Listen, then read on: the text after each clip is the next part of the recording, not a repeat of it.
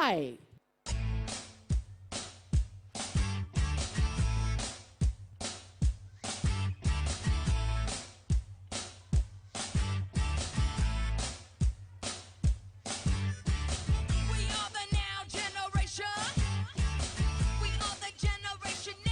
In corsia 1 per il Beta Skopje Lane 1 Ljubko Angelovski. In corsia numero 2 Pietro Zin The Hacker Team. In corsia numero 3 ha partecipato ai Giochi Olimpici con la nazionale slovena, è stato finalista europeo. Will swim in line number 3, the European finalist and participating at the Olympic Games, Robert Zbogar, Slovenia.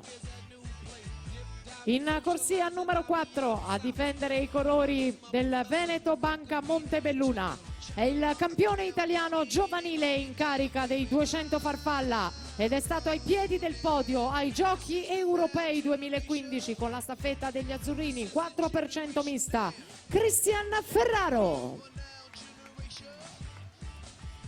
Al suo fianco in corsia 5 Mattia Santi Antares, in corsia 6 lo ritroviamo dopo le fatiche dei 400 stile libero, pluricampione italiano giovanile Davide Casarin, Team Veneto.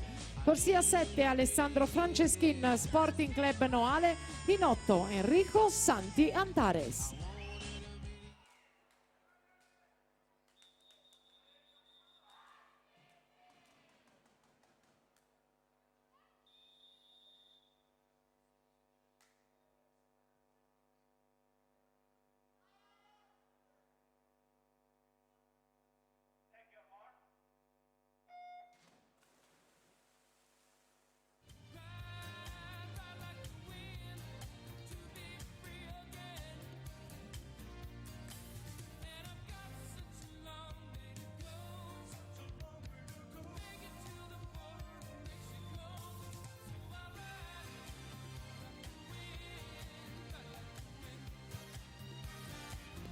E intanto siamo al passaggio con Zbogar davanti, 25-41, Cristian Ferraro in seconda posizione, poi Davide Casarin in terza.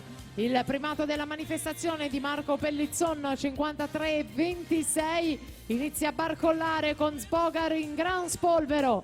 Ferraro che dovrebbe venire fuori nella seconda parte di gara, lui specialista dei 200, Zbogar classe 89, Ferraro classe 97 e Zbogar che ci mette quel tocco di esperienza in più e va a vincere in 53-84, 53.84.